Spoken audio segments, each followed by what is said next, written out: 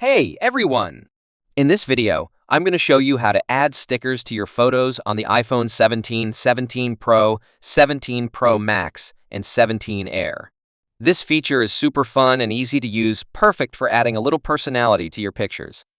First, open the Photos app on your iPhone. Now, choose the photo you want to edit. It can be any photo from your gallery.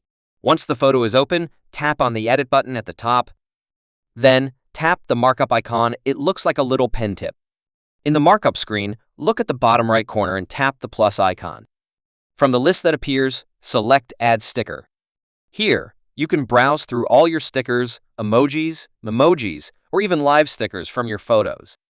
Pick the one you like the most, and once you place it on your picture, you can resize it, move it around, or even rotate it to fit perfectly. When you're happy with how it looks, tap Done, and then tap Done again to save your changes. And that's it. Your photo now has a cool sticker on it. You can share it with friends, post it on social media, or just keep it for fun. If you found this video helpful, make sure to like, subscribe, and hit that notification bell so you don't miss more iPhone tips like this one.